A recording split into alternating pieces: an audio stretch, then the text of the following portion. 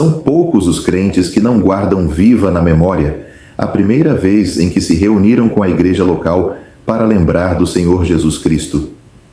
O ambiente reverente e o foco unânime daqueles presentes naquele que estava no meio deles permanecem como um marco. Embora cada um tenha sido chamado e reunido por uma força que lhes é externa, conforme as palavras registradas no Evangelho, segundo Mateus, capítulo 18, versículo 20, onde lemos: Porque onde estiverem 2 ou 3 reunidos em meu nome, aí estou eu no meio deles. Todos os que se reúnem exercem sua disposição em estarem onde o Senhor deseja que estejam. A grande maravilha de se reunir em seu nome não está no fato de estarmos com Ele, mas no fato de que Ele está conosco, como se lê em Atos dos Apóstolos, capítulo 1, versículo 4, estando com eles. Durante essas ocasiões santas, participamos da ceia do Senhor e o celebramos, conforme o ensino claro das Escrituras. A expressão ceia do Senhor, assim como em Apocalipse, capítulo 1, versículo 10, dia do Senhor, carrega o sentido de pertencente ao Senhor. Dessa forma, a ceia do Senhor é uma afirmação do seu senhorio. Estar reunido como igreja local é um privilégio daqueles que, separados das rebeliões do mundo e das divisões do cristianismo, prestam uma confissão corporativa e unida do senhorio de Cristo. Quando nos reunimos para recordar do Senhor, não o fazemos com formalismo vazio, mas com uma lembrança viva e essencial. Essa lembrança faz parte integrante da vida da igreja, não é um fim em si mesma. Ao obedecermos à ordem registrada no Evangelho segundo Lucas, capítulo 22, versículo 19, fazei isto em memória de mim, devemos reconhecer nossa responsabilidade de guardar toda a sua palavra. Há o risco de assumirmos uma postura doutrinária rígida e, com isso, perdermos o espírito do mandamento, demonstrando uma dureza que não reflete a mente de Cristo. A palavra grega usada para memória é anamnesis, que carrega a ideia de um trazer à mente com diligência e afeto. Ao participarmos da ceia, reconhecemos espiritualmente a presença do Senhor e aquilo que Ele é pela virtude da sua obra sacrificial. Isso não é apenas um exercício de memória, mas uma consciência espiritual despertada, o que resulta em adoração, enquanto nossos corações consideram as glórias intrínsecas do Senhor Jesus Cristo. Nossa autoridade para essa prática se apoia em 3 pilares distintos. Foi instituída pelo Senhor Jesus, praticada pelas igrejas locais no livro de Atos dos Apóstolos e explicada nas epístolas. Todos os evangelhos sinópticos apresentam detalhes sobre a instituição da ceia, e Paulo confirma esses fatos na primeira carta aos Coríntios, capítulo 11, versículos 23 a 26. Ainda que haja pequenas diferenças nos detalhes entre os relatos de Mateus, Marcos, Lucas e Paulo, todos incluem os pontos principais sem qualquer contradição. Mateus e Marcos, por exemplo, omitem a frase "fazei isto em memória de mim", mas incluem a expressão "derramado por muitos". Os evangelhos mencionam a promessa do Senhor de uma reunião futura com os discípulos no reino de Deus, enquanto Paulo fala da proclamação da morte do Senhor até que ele venha, apontando para um momento anterior à manifestação do reino. Em todos os relatos, observa-se claramente o plano divino em ação. O Senhor Jesus estava em pleno controle de todas as circunstâncias. O cenáculo estava preparado, a época era a da Páscoa, as pessoas estavam reunidas e tudo ocorreu como previsto. Ele tomou o pão, deu graças, partiu, deu aos discípulos e assim conduziu a ceia com autoridade. A simplicidade dos atos do Senhor é notável e não há qualquer incentivo ao ritualismo. Mesmo assim, muitos transformaram esses atos simples em dogmas e cerimônias não respaldadas pelas Escrituras. É preciso cuidado para não deixar que o hábito conduza ao formalismo. A reverência é indispensável, mas não deve ser confundida com uma formalidade fria e severa. A ordem dada em Lucas, capítulo 22, versículo 19, é a base que sustenta a continuidade desta recordação durante todo o tempo da Igreja, até que ele venha, conforme o apóstolo Paulo confirma em 1 Coríntios, capítulo 11, versículo 26.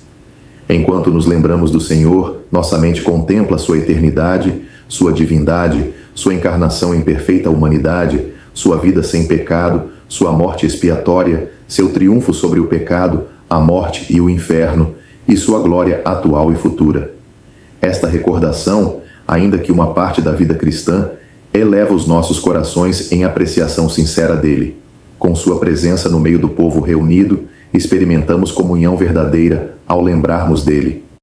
No Novo Testamento, a ceia do Senhor nunca é apresentada fora do contexto da assembleia local. Não há menção de celebrações individuais ou circunstanciais. Ela é vista como um privilégio coletivo, uma expressão máxima de comunhão, moldando o caráter de todas as demais atividades da Igreja. Não recebemos pessoas à ceia como se fosse um ato isolado, mas sim a comunhão da Igreja, que inclui todas as suas expressões, inclusive a ceia. O partir do pão é primeiro mencionado em Atos dos Apóstolos. Sabemos que a expressão também era usada para refeições comuns, como se vê em Jeremias, capítulo 16, versículo 7, onde Deus diz que ninguém partiria o pão pelos que choravam. O Senhor partiu o pão com os discípulos no caminho de Emaús, conforme Lucas, capítulo 24, versículo 30. Paulo, ao bordo de um navio, também partiu o pão para alimentar os passageiros, conforme Atos, capítulo 27, versículos 34 e 35. Contudo, em Atos, capítulo 2, versículo 42, a expressão partir o pão aparece junto com ensino, oração e comunhão, sugerindo o contexto da ceia do Senhor. O uso do artigo definido nesse versículo aponta para um evento específico, não uma refeição comum. Paulo, ao escrever aos Coríntios, recorda a noite da instituição da ceia. Porque eu recebi do Senhor o que também vos ensinei, que o Senhor Jesus, na noite em que foi traído, tomou o pão, e tendo dado graças, o partiu e disse: Tomai, comei, isto é o meu corpo que é partido por vós. Fazei isto em memória de mim, conforme registrado em 1 Coríntios, capítulo 11, versículos 23 e 24. A expressão partir o pão passou a ser usada, portanto, com referência à ceia do Senhor entre os primeiros cristãos.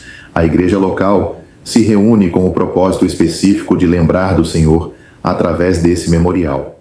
O apóstolo Paulo, ao tratar do assunto com os coríntios, endossa a ordenança, afirmando que a recebeu diretamente do Senhor. Ele escreve aos Gálatas: porque não o recebi, nem aprendi de homem algum, mas pela revelação de Jesus Cristo, como está em Gálatas, capítulo 1, versículo 12. Portanto, a responsabilidade que pesa sobre os crentes em relação à ceia se baseia na autoridade direta do Senhor. O relato de Paulo em 1 Coríntios, capítulo 11, versículos 24 e 25, mostra a simplicidade com que o Senhor estabeleceu a ceia e como os emblemas e a sequência dos atos não favorecem o cerimonialismo. No entanto, o cristianismo institucional muitas vezes converteu essa lembrança em um ritual religioso. O que foi ordenado como um memorial vivo passou a ser praticado com formas artificiais e distantes da instrução original do Senhor. O versículo 26 do mesmo capítulo apresenta o propósito da ceia, anunciar a morte do Senhor. A participação no pão e no cálice é uma proclamação visível e silenciosa da eficácia e do significado da sua morte. Essa recordação desperta adoração, pois adorar é reconhecer e expressar o valor daquele a quem lembramos. Assim como os magos adoraram o menino, como se lê em Mateus, capítulo 2, versículos 2 e 11, mesmo antes de qualquer obra ser realizada, os crentes hoje o adoram por quem ele é. Esse memorial também é um testemunho coletivo da obra consumada do Senhor. Aqueles que participam dos emblemas devem estar espiritualmente sãos e doutrinariamente corretos. Não há base nas Escrituras para uma administração clerical da ceia, pois a responsabilidade da participação é coletiva e espiritual. Também se exige um autoexame solene por parte de cada participante, pois o apóstolo adverte sobre o risco de juízo divino para aqueles que participam de modo indigno. Ao longo de todo o Novo Testamento, o Espírito de Deus apresenta princípios claros relacionados à recordação do Senhor Jesus Cristo. Esses princípios, instituídos com simplicidade, têm sido frequentemente desvirtuados ao longo do tempo, dando origem a práticas e ensinos que obscurecem a beleza e clareza daquilo que foi originalmente estabelecido. Até mesmo entre algumas igrejas locais, percebe-se um afastamento da simplicidade vivida no cenáculo. Não há necessidade de tornar a reunião de recordação algo mais formal ou eclesiástico do que foi pretendido. Não devemos nos conformar com erros cerimoniais oriundos da tradição do cristianismo, adicionando palavras e gestos que não constam nas Escrituras. Ainda que se deva manter reverência diante do Senhor, há um risco real de que, ao adotar uma postura excessivamente cerimonial, venha-se a obscurecer a simplicidade encantadora desse momento solene. As Escrituras, ao serem observadas com atenção, reafirmam essa simplicidade. A ceia foi instituída na noite em que foi traído, como está escrito na primeira epístola aos Coríntios, capítulo 11, versículo 23. Em meio à traição de Judas, o Senhor Jesus se reuniu com os seus discípulos. É significativo perceber que ele escolheu justamente a última noite de sua vida terrena para instituir essa ordenança, plenamente ciente de tudo o que enfrentaria no dia seguinte. Ainda assim, ele forneceu aos seus um meio pelo qual poderiam lembrá-lo até que venha, conforme o versículo 26 do mesmo capítulo. A razão de nos reunirmos não se baseia meramente no exemplo apostólico, embora sejamos fiéis à instrução dada. O que nos move é o próprio exemplo do Senhor e suas palavras. Fazei isto em memória de mim. Como registrado no Evangelho segundo Lucas, capítulo 22, versículo 19. Tais instruções foram dadas a homens que ainda não compreendiam plenamente a situação em que se encontravam. Essa falta de compreensão se expressa nas perguntas feitas naquela ocasião. Pedro questionou: Senhor, para onde vais? Evangelho segundo João, capítulo 13, versículo 36. Tomé perguntou: Como podemos saber o caminho? Capítulo 14, versículo 5. Filipe fez um pedido: Mostra-nos o Pai. Versículo 8. E Judas, não o Iscariotes, perguntou: Senhor, de onde vem que hás de manifestar-te a nós, e não ao mundo? Versículo 22. Sabendo das inquietações dos discípulos, o Senhor instituiu a ceia, a fim de que, desde então até a sua vinda, seu povo tivesse o privilégio de recordá-lo. A ceia mantém viva a esperança de sua volta desde o dia de Pentecostes até o arrebatamento. Assim, essa recordação dura apenas enquanto perdura o tempo da Igreja. Quando aquele que é lembrado retornar, cessará essa lembrança. Essa simples afirmação nos consola. Sempre haverá em algum lugar da terra crentes reunidos em seu nome, recordando dele exatamente como ele ordenou até o momento de sua vinda. Antes de considerar o pão e o cálice, é necessário abordar um equívoco bastante comum. Muitos crentes vivem em localidades onde a influência da religião católica é predominante e, por isso, frequentemente interagem com pessoas que praticam e propagam erros doutrinários. Essa advertência visa especialmente os novos convertidos. Desde o ano de 1215, a Igreja Católica tem ensinado o dogma da transubstanciação, afirmando que durante a celebração da missa, o pão e o vinho são transformados no corpo, alma e divindade de Cristo. Essa crença foi reforçada no século XVI pelo Concílio de Trento e permanece sendo ensinada desde a infância aos seus seguidores. Acredita-se que, ao pronunciar as palavras "Isto é o meu corpo", o sacerdote realiza essa transformação.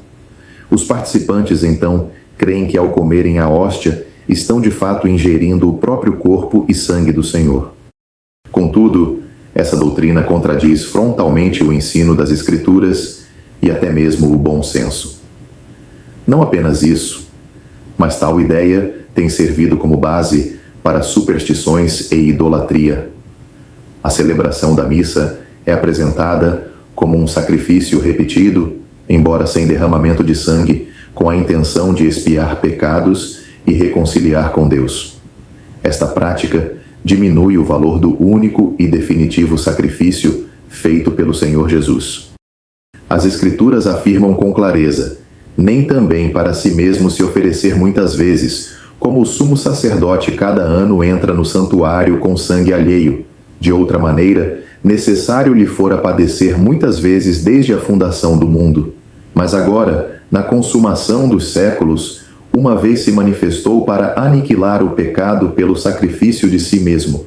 E, como aos homens está ordenado morrerem uma vez, vindo depois disso o juízo, assim também Cristo, oferecendo-se uma vez para tirar os pecados de muitos, aparecerá segunda vez, sem pecado, aos que o esperam para a salvação. Epístola aos Hebreus, capítulo 9, versículos 25 ao 28.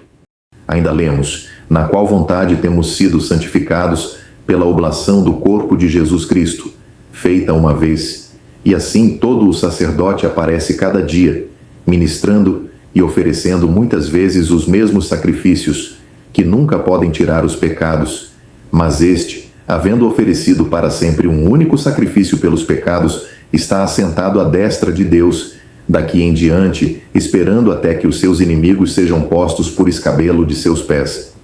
Porque com uma só oblação aperfeiçoou para sempre os que são santificados. E também o Espírito Santo nolo testifica, porque depois de haver dito: esta é a aliança que farei com eles depois daqueles dias, diz o Senhor, porei as minhas leis em seus corações e as escreverei em seus entendimentos.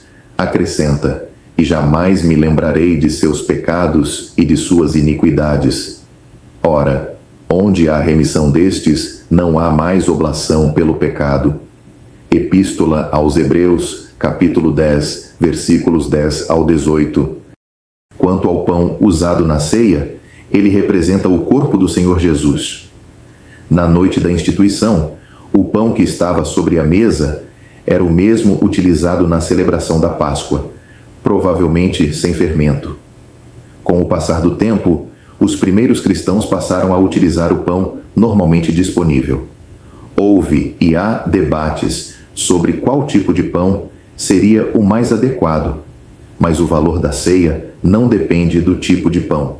As Escrituras não prescrevem uma forma específica, e não se deve causar divisão por motivo de preferências pessoais. O Senhor usou o pão que estava disponível naquela ocasião, e os crentes hoje devem fazer o mesmo.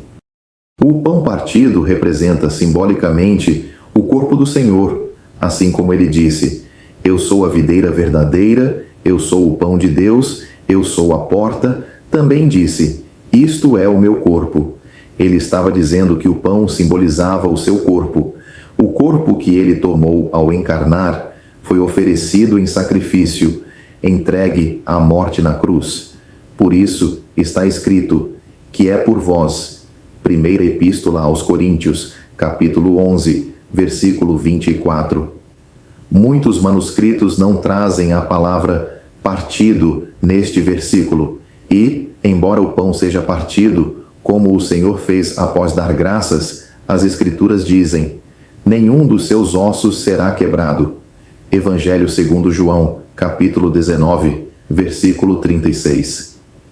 As feridas nas mãos, nos pés e no lado não são descritas como a quebra do seu corpo. A entrega de si mesmo ressalta o caráter sacrificial da sua morte. Na reunião da ceia, o irmão que parte o pão não está representando o Senhor nem assumindo o seu lugar. Ele apenas serve aos demais irmãos. O pão é partido, e todos os presentes participam de um mesmo pão, simbolizando unidade. Sobre o cálice, lemos: semelhantemente, tomou o cálice. Essa expressão está conectada à nova aliança ratificada com o sangue do Senhor. Nos Evangelhos e na primeira epístola aos Coríntios, lemos que o Senhor declarou que o cálice representa o sangue da nova aliança. Essa nova aliança foi prometida em Jeremias, capítulo 31, versículo 31, e é distinta da antiga, estabelecida com base no sangue de animais. Em Hebreus, capítulos 9 e 10, é ensinado que a nova aliança exigia sangue, e esse sangue foi o do Senhor Jesus. No cenáculo, ele revelou que o seu sangue permitiria a concretização dessa aliança. Embora sua aplicação plena ainda seja futura para Israel, os que hoje pertencem à Igreja já desfrutam de bênçãos decorrentes dela. O sangue foi derramado por muitos para a remissão dos pecados. Evangelho segundo Mateus, capítulo 26, versículo 28. Marcos enfatiza que foi derramado por muitos, capítulo 14, versículo 24, enquanto Lucas mostra o caráter pessoal ao dizer: derramado por vós, capítulo 22, versículo 20. São formas diferentes de destacar o aspecto sacrificial da morte de Cristo. Portanto, o sangue do Senhor ratifica a aliança de Deus. Em todas essas passagens, a palavra testamento poderia ser melhor traduzida como aliança. A antiga aliança foi ratificada com sangue de animais, a nova com o sangue do Filho de Deus. A aliança com Abraão foi incondicional, mas a mencionada em Êxodo, baseada na obediência, foi estabelecida entre Deus e Israel. A nova aliança foi prometida aos judeus, mas os cristãos hoje desfrutam de suas bênçãos pela graça. A Igreja não está sob nenhuma aliança, pois foi chamada segundo o propósito eterno de Deus. Ainda assim, o sangue de Cristo traz bênçãos àqueles que fazem parte da Igreja, assim como trará a nação de Israel quando for restaurada. A ceia é uma recordação da pessoa, vida, obra e morte do Senhor Jesus. O pão e o cálice são símbolos do seu corpo entregue e do seu sangue derramado. Embora o sangue da nova aliança tenha sido derramado na morte do Senhor, ele também foi oferecido por muitos, com o propósito específico de trazer remissão de pecados. É uma oferta pelo pecado que, ao mesmo tempo, estabelece a nova aliança e confirma a graça que hoje desfrutamos. É importante observar que em todas as passagens bíblicas, a referência ao cálice está sempre no singular.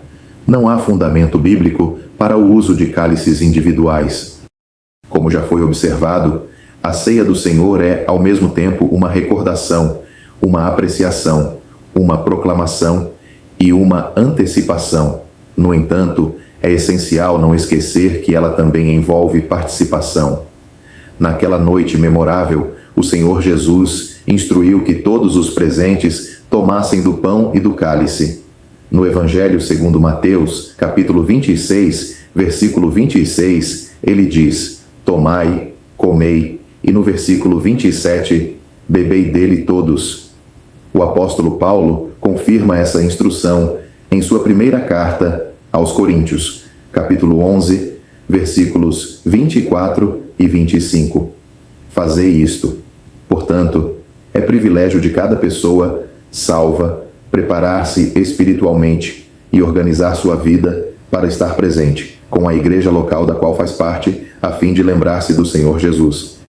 Embora todas as reuniões da igreja sejam importantes, há um valor especial na reunião do primeiro dia da semana para a recordação do nosso Salvador. Enquanto as demais reuniões se concentram em serviço e atividades, a ceia é exclusivamente sobre Cristo. A fragrância espiritual desse momento é doce, pois exaltamos o seu valor ao nos lembrarmos dele. Contudo, isso não significa que essa única reunião seja suficiente para toda a semana ou que as demais não tenham relevância. A ceia é apenas uma parte da comunhão na igreja local. Participar de todas as reuniões é sinal de verdadeira comunhão, pois, como foi expressado, todas as reuniões são para todos os salvos, e todo salvo pertence a todas as reuniões. Em relação à ordem da ceia do Senhor, não há prescrições formais dadas nas Escrituras. Isso não nos dá liberdade para agirmos de forma desordenada, mas indica que o Senhor Jesus deve guiar cada um que participa publicamente em adoração e ação de graças. A espontaneidade sincera que resulta da apreciação pessoal tem causado admiração até mesmo entre os descrentes que presenciam essa reunião. O Senhor Jesus é a única pessoa que dirige e preside essa ocasião. Embora pareça simples, é fundamental destacar que o Novo Testamento não reconhece qualquer tipo de clero ou pessoa oficial com autoridade para dirigir ou administrar a igreja local. A expressão "porque todas as vezes", usada em 1 Coríntios, capítulo 11, versículo 26, indica que cada vez que participamos, estamos proclamando a morte do Senhor. No entanto, a frequência não é deixada ao critério individual. Em Atos dos Apóstolos, capítulo 20, Paulo chegou a Troade em sua viagem para Jerusalém e aguardou ali 7 dias para reunir-se com os irmãos e partir o pão com eles. Não foi realizada uma ceia especial apenas para facilitar sua viagem, e ele tampouco partiu o pão em outro lugar durante o trajeto.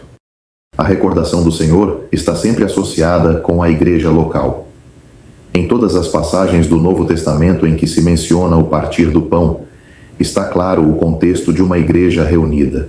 Assim, é uma atividade coletiva que ocorre no local onde os crentes estão congregados e onde o Senhor se reúne com eles, como está escrito no Evangelho segundo Mateus, capítulo 18, versículo 20. Ali estou eu no meio. O dia indicado para essa reunião, conforme o exemplo de Troade, é o primeiro dia da semana, como se lê em Atos dos Apóstolos, capítulo 20, versículo 7. No primeiro dia da semana, ajuntando-se os discípulos para partir o pão. Essa prática reflete a prioridade espiritual daquele que deseja honrar o Senhor. No Ocidente, a ceia é geralmente celebrada pela manhã, mas há irmãos em países com restrições que só podem se reunir mais tarde no dia. Isso não diminui em nada o valor espiritual da ceia. A regularidade dessa reunião na vida da igreja local exige esforço consciente para a presença constante dos membros. É verdade que imprevistos podem impedir a participação, mas a ausência habitual revela falta de apreciação pela pessoa de Cristo e priva Deus de receber a sua porção. Ao viajar ou sair de férias, o crente tem a responsabilidade de lembrar-se do Senhor também na localidade onde estiver, e isso deve ocorrer em comunhão com uma igreja fiel na doutrina. A escolha do local de descanso deve considerar a existência de uma igreja onde o Senhor seja lembrado. Em João capítulo 20, Tomé esteve ausente quando o Senhor apareceu, perdendo aquela bênção. Embora não se tratasse da ceia, o princípio permanece. A ausência constante demonstra desinteresse pela pessoa do Senhor. Portanto, o privilégio de participar na ceia é para os membros de uma igreja local reunida ao nome do Senhor. Essa igreja é abençoada por Deus tanto em sua descrição quanto em sua prática, conforme o Novo Testamento. Aqueles que dela participam devem estar em conformidade com os critérios bíblicos. O primeiro requisito para participar da ceia ou de qualquer outro serviço é a salvação. Embora um incrédulo não possa fazer parte da igreja que é o corpo de Cristo, como se lê em Efésios, capítulo 1, versículos 22 e 23, é possível, infelizmente, que ele esteja presente numa igreja local. Isso é um erro e trará problemas. Aqueles que afirmam estar em comunhão com o Senhor devem ser verdadeiramente salvos. Além disso, Todos os salvos devem ser batizados, pois o batismo é uma ordenança do Novo Testamento e um mandamento do Senhor.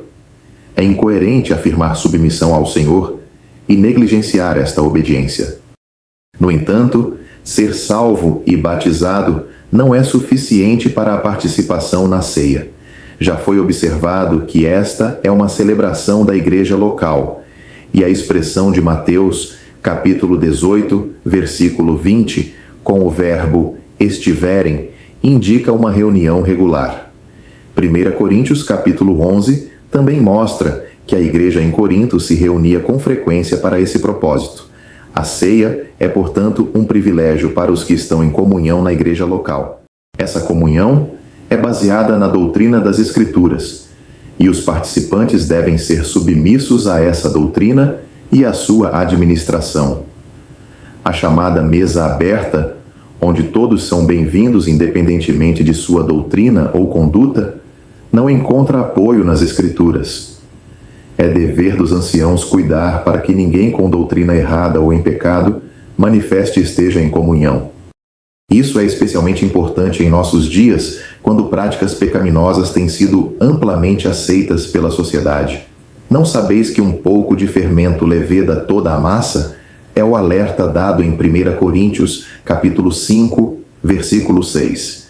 No cenáculo, Judas já havia saído antes da ceia, conforme se lê em João, capítulo 17, versículo 12, onde ele é chamado filho da perdição. Permitir que pessoas não convertidas ou em pecado participem da ceia desonra o Senhor, rebaixa a sua pessoa e coloca em risco os demais, especialmente os recém-convertidos. Há quem queira participar apenas ocasionalmente, por conveniência, mas não estão comprometidos com uma igreja local onde vivem. Tal atitude demonstra falta de entendimento e apreço pela doutrina da igreja local. Cada pessoa salva tem a responsabilidade de se reunir para se lembrar do Senhor Jesus e, como já visto, deve atender aos critérios estabelecidos. Em 1 Coríntios, capítulo 11, versículos 27 a 32, Paulo enfatiza a necessidade de autoexame antes da participação.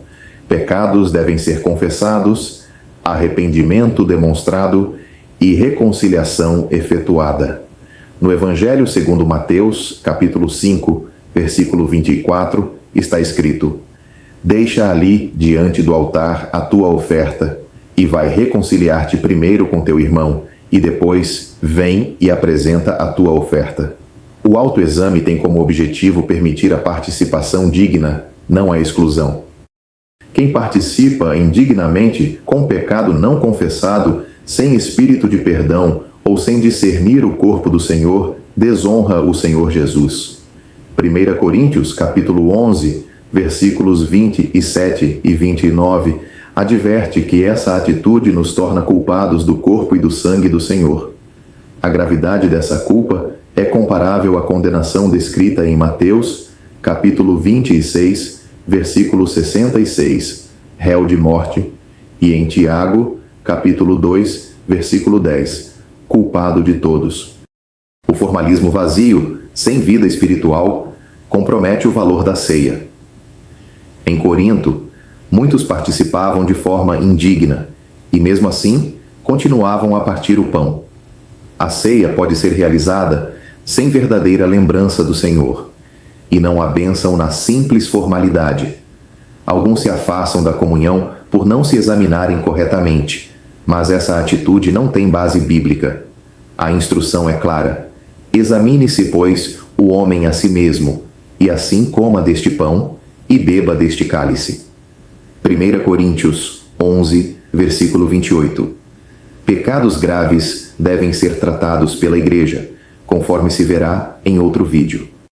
Não somos capazes de julgar a disciplina de Deus na vida de alguém, mas Paulo afirma que quem participa indignamente come e bebe para a sua própria condenação.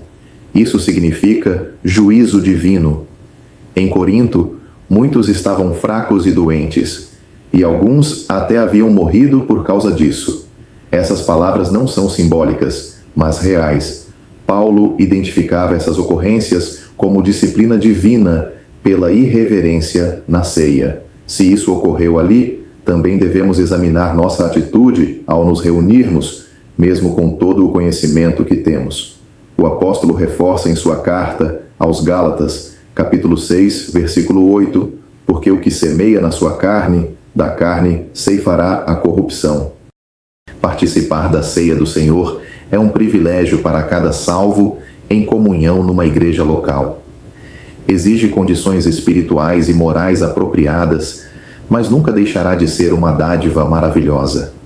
Reunir-se em simplicidade, conforme a instrução do Senhor, é motivo de alegria para o coração de todo verdadeiro crente.